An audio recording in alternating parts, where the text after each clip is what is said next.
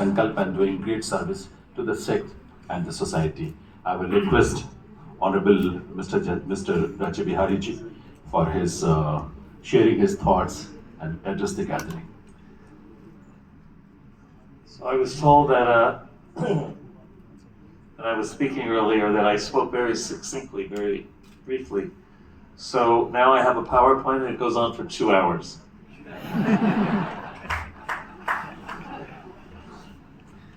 So I was thinking of what to say for this final talk, and I was in the this last week I was in the state of Washington near Seattle for my work with the Department of the Interior, and I was visiting various Indian reservations. This is the Colville Reservation. It's over 1.3 million acres of land in not too far from Seattle. Matter of fact, I think that's how I got this job 12 years ago. They looked at my resume and they read it too quickly.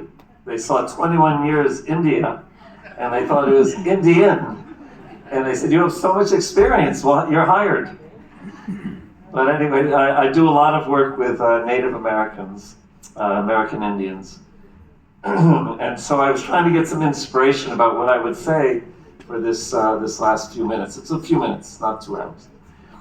And I went to this one office in a picture. I hope you can read, maybe you can or cannot read the bottom there. I better put on my glasses to read it myself. But it says, "We respect the community of our elders, past and present, and pay attention to their good words." I thought that was really beautiful. I mean, it's very much our Indian culture, our Vedic culture, and it's also a very important part of the Native American culture. And I thought that, yes, that was the inspiration for this short talk. And I was thinking about the early days of trying to introduce mediation into in India, and the great fortune that I had to work with some very special people. I just want to highlight 4 of them. I know there's many, many others, and my apologies for not naming everyone, but these are 4 people that have given me great inspiration by their, well, I'll talk a little bit about them. First of all, Naranjan Bhatt. Naranjan, now he must be 87, 88 years old. He's just a ball of energy and enthusiasm. I think of him like as Hanumanji. He's just like full of, he was just so convinced about the importance of mediation and how much it would help this country to introduce mediation throughout the court system. Isn't it? Sadhana and Sriman, he's just like, he was just so enthusiastic and a great pioneer. And then of course we have our Sriram Panshu, and he's like the Vyasadeva of mediation. He's written, he's the philosopher. He's established the what we might say in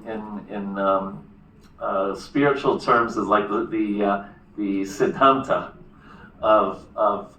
for mediation, just the pure approach to how to introduce this modern mediation into a country. And he wrote this this amazing book, Settle for More, and then others. That book especially is popular. It should be like required reading for all 10+2 students. And Sriram, again, just is such an inspiration over the years to work with him. And then we have Sadhana, and her, I'm going to mention her and 2 others in one group, Sadhana and JP, and Mr. Chandrachud. And these 3, I think I would compare them to Vishvakarma. He was the architect of so many of the great structures in Vedic times, and they did many things for mediation, but they created this container, for example, Samadhaan, and just they used their expertise. They knew how to, as we would say, move the material energy in such a way to create a container for mediation to take place. in India. And these four people have given me so much of their kindness and so much of their, and I've been so inspired by them because, especially in those early days, it was so clear. It was very inspiring for me to just see the purity of their intention. They weren't getting any money out of it, for sure. And they weren't getting even any prestige out of it. It was just, they saw that this is something that is necessary for the country, necessary for the individuals who can benefit by being in a mediation, and they just worked selflessly towards that goal. And that's for me. I unsuccessfully I have tried for the last 46 years to try to be a person with pure intention in my spiritual pursuits. I say not so successful, not like them in their pursuits for helping the country, but it's inspired me. And I've for the last 46 years I've been a student of the Bhagavat Gita, and I was I have a picture I found this the other day, a picture of me when I was a monk. I was 19 years old. I didn't know how to wear a dhoti very good. And I think my shoelaces are untied, so I wasn't a very pucka monk, but I was a monk nonetheless. And I did that for 12 years until I met my wife, my future wife, and that was the end of being a monk. People sometimes ask me, how does a monk meet their future wife? That's a story for another time. Yeah, we won't go into that. But I would like to end by, again, seeing the enthusiasm and the purity of these four people and their intentions. It reminded me very much, and I had to think about what are my values in being a mediator. And I went to the Bhagavad Gita for that and tried to, make a summary of what would be Gita values as applied to mediation. And I hope you see these not as just religious, but as universal in their application. So the first one, ahimsa, which I'm sure you're all familiar with.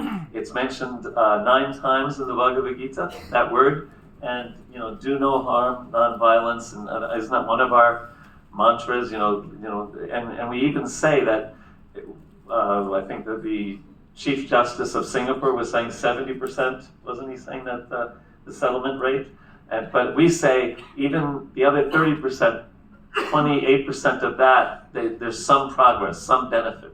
As we heard when Justice Sikri was talking about Sri Ram Panchu and the Ram Jamabhumi situation. Priti, or acting with kindness. And we heard the Chief Justice of India yesterday say that the government must be a friend. So we're not kind to one party and unkind to the other, but that mood of seva and compassion is part, at least for me, of trying to be a good mediator. And then icha, and this is can sometimes mean desire in Sanskrit, but it can also be translated as choice. And isn't that, I think all of us in this room can relate to that one, right? That it's not us to tell the parties what should be the settlement. We facilitate them coming up with a settlement. I'm sure all of us who have mediated, sometimes we think, oh my God, did they choose that one? Right? And then we're stuck with the dilemma whether we should bring it up or not, but we do honor that they have that choice. They have choice there. And then amanditva, humility. And our Chief Justice of India, he mentioned the Ted Lasso. He stole my thunder. He stole that story. But in the Ted Lasso episode, if you've ever seen the TV show, he says that he saw a billboard that says, "Be curious, not judgmental." And for me, that's something I tried to apply in my life, not prejudge people, not make assumptions about people.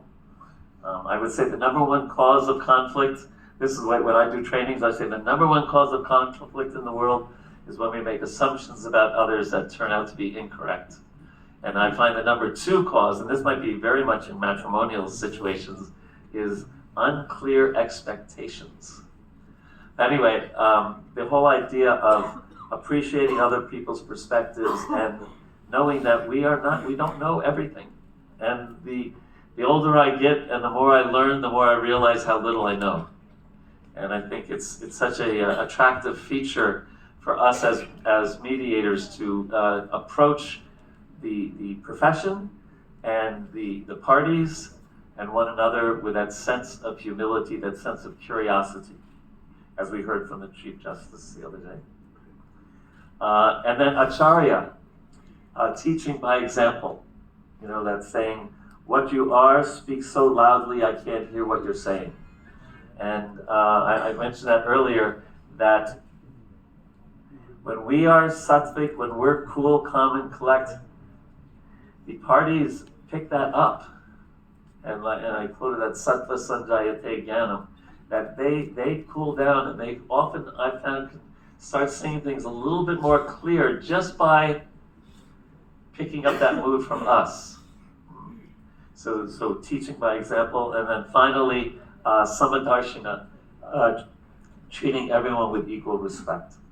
So those are values that I try to live by, and those are, whether they meant it to be like that or not, from Niranjan, from Sri Ram, from Sadhana, from JP, I learned a lot about the values of being a good mediator. My feeling is that as mediation is really taking off here in India, that we honor our pioneers, those four and others, Justice Kaul, Justice Sikri, and so many, Avina, so many, and maintain that sense of purity, that sense of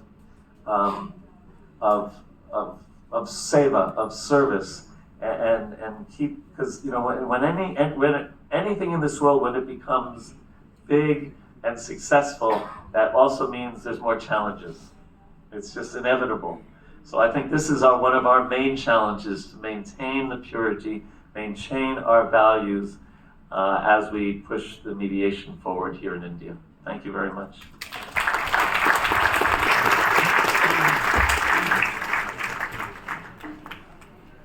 Thank you very much, Mr. Braja Bihari ji, for your valuable presence.